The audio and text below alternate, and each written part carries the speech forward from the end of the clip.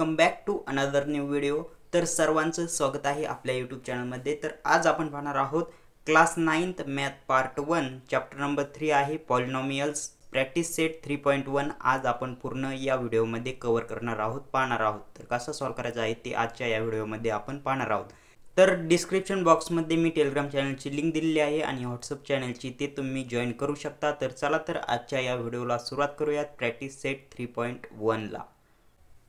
तर question number 1 आहे state whether the given algebraic expressions are polynomials and justify. तर त्यातील फर्स्ट आहे y + 1/y। तर सोल्यूशन आपण कसं लिहिणार आहोत, तर y + 1/y। तर y हे खाली आहे, वर गेल्यानंतर काय होईल, कसं इक्वेशन बनेल, तर y + y इनव्हर्स। तर इथे पॉवर काय येईल, -1। y plus 1/y is not a polynomial because in this given equation the second term becomes 1 into y inverse, where -1 is not a whole number, so the given algebraic expression is not a polynomial। तर असं तुम्हाला फर्स्टचं solution लिहायचं आहे, तुम्हाला फुल marks मिळून जातील। असं step by step तुम्हाला आन्सर्स लिहायचे आहेत। तर त्यातील सेकंड आहे 2 - 5√x। तर त्याचं सोल्युशन कसं येईल, 2 - 5√x is not a polynomial. हे पण पॉलिनॉमियल नाही आहे, कारण की again the power of x is 1/2 which is not a whole number. तर x ची पॉवर काय येईल, 1/2 हे स्क्वेअर रूट काढून टाकल्यानंतर। तर 1/2 ही पॉवर आल्यानंतर 1/2 हे होल नंबर नाही आहे, त्यामुळे हे इक्वेशन पॉलिनॉमियल नाही। त्यानंतर थर्ड आहे x² + 7x + 9।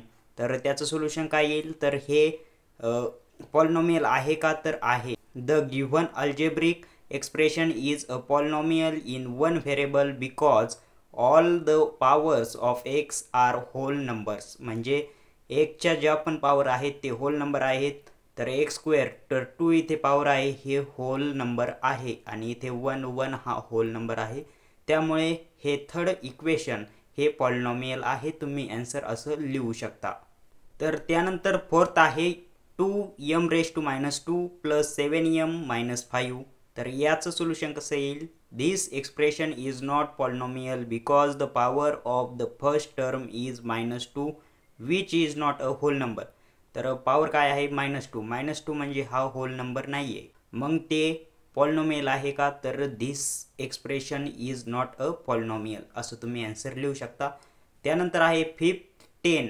The number of 10 is a polynomial because 10 can be represented as follows 10 × x⁻0 म्हणजे 1 which is equal to 10, so it is a polynomial. हे पॉलिनॉमियल आहे। त्यानंतर क्वेश्चन 2 आहे write the coefficient of m³ in each of the following polynomial. तर त्यातील first आहे m³। तर m³ coefficient काय आहे, कोएफिशिएंट म्हणजे m च्या अगोदर त्याला मल्टिप्लाय काय आहे ते त्याचा कोएफिशिएंट असतो। तर इथे m ला काय आहे 1, तर फर्स्टचा आन्सर आहे 1, कोएफिशिएंट काय आहे 1।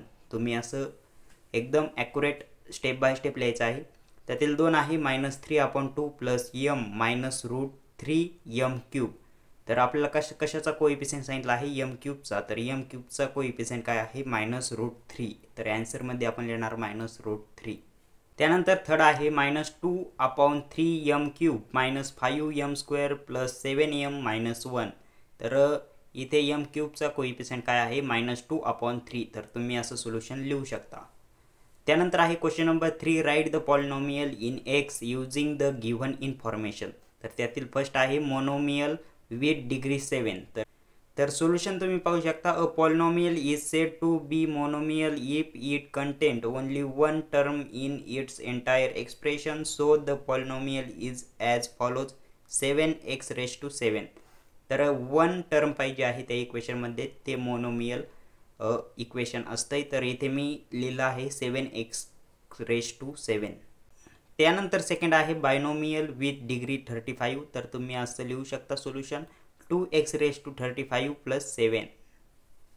त्यानंतर थर्ड आहे ट्रायनोमियल विथ डिग्री 8। तर तुम्ही असं लिहू शकता एक्झाम्पल 2 × x⁸ + 7x प्लस 13. तर असं तुम्ही याचं सोल्युशन लिहू शकता. त्यानंतर आहे question 4, write the degree of the given polynomials. त्यातील फर्स्ट आहे √5. The degree of a polynomial is the highest degree of its monomials with non zero coefficient. This algebraic expression has 0 degree. तर इथे 0 degree आहे कारण की आपण याला into x⁻0 केल्यानंतर तर डिग्री काय येते 0 आणि x⁻0 ची व्हॅल्यू 1 असते आणि 1 नी कशाला पण मल्टिप्लाय केल्यानंतर आन्सर तेच येतं. त्यामुळे इथे √5 ची डिग्री ही 0 आहे. त्यातील सेकंड आहे x⁻0. The degree of the given polynomial is 0. तर 1 ची डिग्री ही 0 आहे. त्यानंतर आहे third x². The degree of the given polynomial is 2. तर x² म्हणजे 2 ही डिग्री आहे. त्यानंतर आहे फोर्थ √2m10-7. तर डिग्री किती आहे? तर डिग्री आहे 10. तर m ची हायेस्ट डिग्री काय आहे? 10. त्यानंतर आहे फिफ्थ 2p-√7. तर इथे डिग्री काय आहे? 1 आहे कारण की p हा व्हेरिएबल आहे आणि त्याची डिग्री काय आहे? 1 आहे. तर असे तुम्हाला सोल्युशन्स लिहायचे आहेत. त्यानंतर 6 आहे 7y-y³ + y⁵5. तर इथे हायेस्ट डिग्री काय आहे? 3 आहे का? तर नाही. तर 5 ही हायेस्ट डिग्री आहे. तर डिग्री काय येईल? The degree of the given polynomial is 5. तर हायेस्ट डिग्री किती आहे? 5. तर आन्सर 5 येईल. त्यानंतर आहे 7xyz + xy-z. तर डिग्री किती आहे? तर इथे हे तिन्ही मल्टिप्लाय आहेत. तर मल्टिप्लाय आहेत तर यांच्या डिग्रीची ॲडिशन होईल. तर 1 + 1 + 1 तर 3. तर इथे डिग्री येणार आहे 3. The degree of the given polynomial is 3. त्यानंतर 8 आहे m³ n⁻⁷ - 3m⁵ n⁻1 + m × n. तर इथे तुम्ही पाहू शकता 7 आणि ह्या 3 ची ॲडिशन होईल. 7, 8, 9 आणि 10. तर डिग्री काय येईल? 10. तर the degree of the given polynomial is 10. त्याच्यानंतर आहे question number 5, classify the following polynomials as linear, quadratic and cubic polynomial. तर तुम्हाला क्लासिफाय करायचे आहेत लिनियर पॉलिनॉमियल आहे का, क्वाड्रॅटिक पॉलिनॉमियल आहे का, क्यूबिक पॉलिनॉमियल आहे. तर त्यातील फर्स्ट आहे 2x² + 3x + 1. तर हे काय आहे? तर हे क्वाड्रॅटिक पॉलिनॉमियल आहे. तर आन्सर कसं लिहिणार? Solution, a polynomial is said to be quadratic if the highest power of the variable in the polynomial is 2, so this polynomial is quadratic. तर x² ही पॉवर ही 2 असल्यानंतर आपण त्या इक्वेशनला काय म्हणतो? Quadratic equation polynomial. त्यातील सेकंड आहे 5p. The given polynomial is linear as the highest power of the variable is 1. तर या पॉलिनॉमियलमध्ये हायेस्ट पॉवर ही 1 आहे आणि हायेस्ट पॉवर 1 असल्यानंतर आपण त्याला काय म्हणतो? Linear polynomial. त्यानंतर आहे third √2 × y - 1/2. This polynomial is a linear 1 as the variable has the highest power degree as 1. तर इथे किती आहे? डिग्री 1 आहे. त्यानंतर फोर्थ तुम्ही पाहू शकता आणि तसंच मी सॉल्व केलेलं आहे फिफ्थ आणि तसंच सॉल्व केलेलं आहे सिक्स्थ काय आहे? 3r³. The polynomial is cubic polynomial because the highest power of the variable is 3. तर 3 ही हायेस्ट पॉवर आहे. त्याला आपण काय म्हणतो? Cubic polynomial. त्याच्यानंतर आहे question number 6, write the following polynomials in standard form. Standard फॉर्ममध्ये आपल्याला हे पॉलिनॉमियल्स लिहायचे आहेत. तर त्यातील फर्स्ट आहे m³ + 3 + 5m. तर स्टँडर्ड फॉर्म काय असतो? तर descending order of the power, म्हणजे डिसेंडिंग ऑर्डरने पॉवर पाहिजे तर तो स्टँडर्ड फॉर्म मानला जातो. तर इथे तुम्ही पाहू शकता m³ आहे, इथे 3 आहे आणि इथं 5m आहे. यांपैकी सर्वात जास्त पॉवर कोणाची आहे? m ची. तर m³ हे 1 नंबरला येईल. त्यानंतर 5m त्यानंतर +3. तर असे याचा डिसेंडिंग ऑर्डर असणार आहे पॉवरचा आणि स्टँडर्ड फॉर्ममध्ये आपण लिहिलेलं आहे. त्यानंतर सेकंड आहे -7y + y² + 3y³ - 1/2 + 2y⁴ - y². तर स्टँडर्ड फॉर्म कसा येणार आहे? तर त्यांची पॉवर तुम्हाला डिसेंडिंग ऑर्डरमध्ये लिहायची आहे. तर अगोदर येणार आहे y⁵ + 2y⁴ + 3y⁵ minus Y square minus 7y minus 1/2 असं त्याचं सोल्युशन असणार आहे स्टँडर्ड फॉर्म. त्यानंतर आहे question number 7, write the following polynomials in coefficient form. Coefficient फॉर्ममध्ये तुम्हाला पॉलिनॉमियल लिहायचं आहे. तर त्यातील फर्स्ट आहे x³ - 2.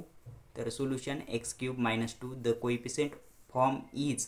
तर x³ झाल्यानंतर x² पाहिजे, त्यानंतर x पाहिजे आणि त्यानंतर राहिलेला कॉन्स्टंट असतोय. तर इथे x² नाही आणि x पण नाही, त्यामुळे आपण 0 0 लिहिलेला आहे आणि इंटू x² आणि x केलेला आहे.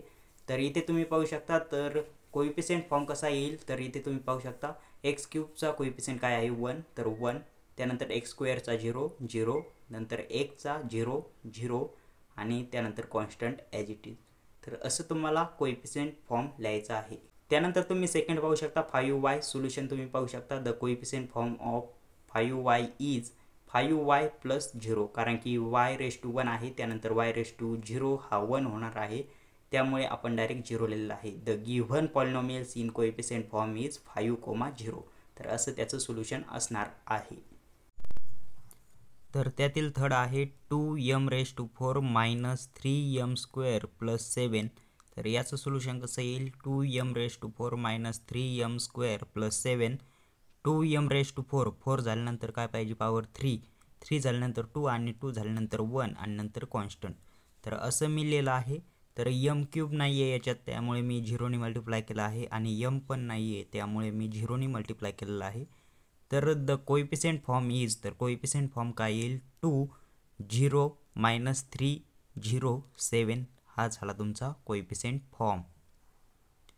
त्यानंतर आहे fourth -2/3. The coefficient form of the given polynomial is -2/3, कारण की याच्यात कोणताही व्हेरिएबल नाही, त्यामुळे कोइफिशिएंट फॉर्म हा तोच होतो. त्यानंतर आहे question number 8, write the polynomials in index form standard form.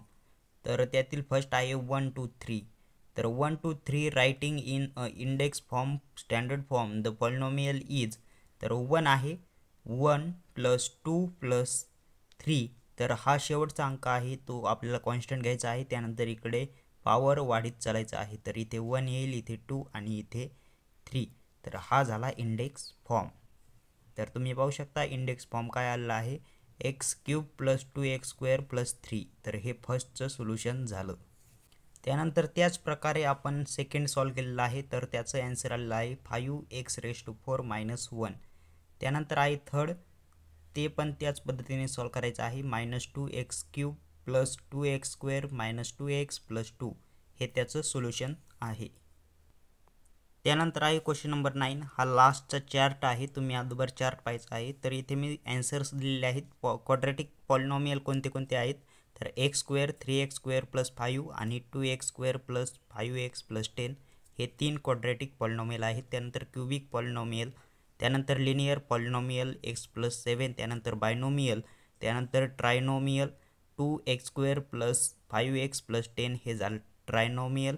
त्यानंतर आहे मोनोमियल x². तर असे तुम्हाला प्रॅक्टिस सेट सॉल्व करायचा होता. तर चॅनलवर नवीन असाल तर चॅनलला सबस्क्राईब करा आणि व्हिडिओला लाईक करा. आणि हा व्हिडिओ तुम्हाला आवडल्यास व्हिडिओला जरूर लाईक करा आणि मित्रांबरोबर शेअर करा. तर टेलिग्राम चॅनलला आणि व्हॉट्सअप चॅनलला जॉईन करा, लिंक डिस्क्रिप्शन बॉक्समध्ये दिलेली आहे. तर थँक्स.